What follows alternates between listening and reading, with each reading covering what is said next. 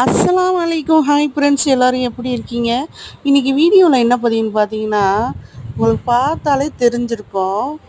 ஆமாங்க, மண்ணெல்லாம் பறித்து போட்டிருக்கு பார்த்தீங்களா? முன்னாடி ஒரு 7 தொட்டியில் நான் செடி வச்சுருந்தேன்.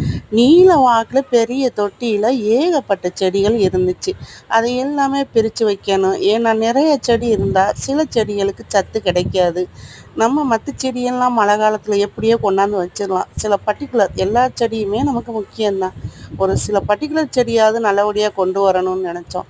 இந்த வெயில் காலத்தில் பூக்கக்கூடிய தருணம், இந்த மல்லிகைப்பூ பூச்செடிகள் எல்லாமே வெயில் காலத்தில் நல்லா பூக்கக்கூடியது. சின்ன சின்ன பூவை நரிப்பூ மாதிரி வந்துச்சு. சரி, இந்த மாதிரி வருதே சொல்லிட்டு அதுக்கு சத்து கிடைக்கலன்னு சொல்லிட்டு இன்னொன்று பார்த்தீங்கன்னா, இது பெரிய ரோஜா பூ அளவுக்கு பூக்கிறதுன்னு சொன்னாங்க. இன்னும் பூக்கலை. இப்போ தான் முட்டு வச்சிருக்கு. காரணம் நிறையா அதுக்கு சத்துக்கள் போட்டு வச்சுருக்கேன். இயற்கை நேச்சுரல் உரம், நம்ம வீட்டிலே உரம் தயாரிக்கிறது அப்படின்னு சொல்லுவாங்கள்ல, அந்த உரம் தயாரித்து வச்சுருந்தேன். அப்புறம் மண்புழு, அப்புறம் பார்த்திங்கன்னா அட்டைப்பூச்சி, அதாவது ட்ரெயின் பூச்சின்னு சொல்லுவோம் சின்ன வயசில். அது பல மல்டி கலரில் இருக்கும். அந்த மாதிரி எல்லா கலர்லேயும் அந்த செடியில் தொட்டியில் இருந்துச்சு. அது வந்து மண்புழுக்கு இணையானதுங்க.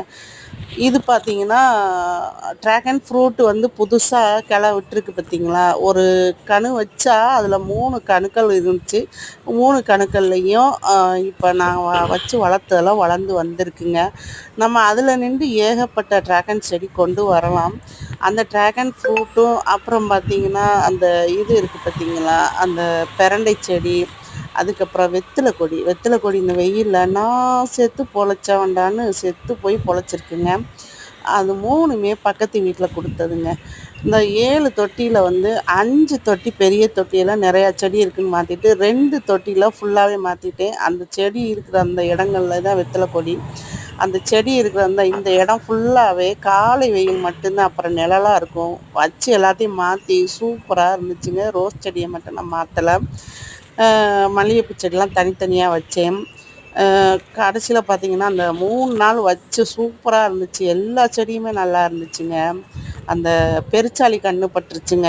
3 நாளில் பெருச்சாளி மண்ணை பறித்து போடவும், நானும் அள்ளி அள்ளி செடியில் போடவும், அப்புறம் பார்த்திங்கன்னா அந்த தொட்டியில் 2 தொட்டி இருக்குது பார்த்திங்களா, தொட்டிக்குள்ளே தொட்டி அதில் அள்ளி போட்டு வச்சுருக்கேன். திருப்பி சரி இங்கே இருக்கிறனால அப்படி பண்ணுதுன்னு சொல்லிட்டு பழைய இடத்துல வச்சுட்டேன். பாருங்கள், மாடி 2வது மாடின்னு இப்படி மாடிப்படி ஏறி வந்து தொல்லை கொடுக்குது பெருச்சாளி. பூனையெல்லாம் எலி சாப்பிட்றது இல்லையா என்னன்னு தெரியலைங்க. ரொம்ப சுதந்திரமாக தெரிஞ்சு செடியில் வேறு வரையும் போட்டு இதுங்குதுங்க. எனக்கு சின்ன வயசுலேருந்து செடி வளர்க்குறது பிடிக்குங்க. செடி, கிளி, முயல் எல்லாமே வளர்த்துருக்கேன்.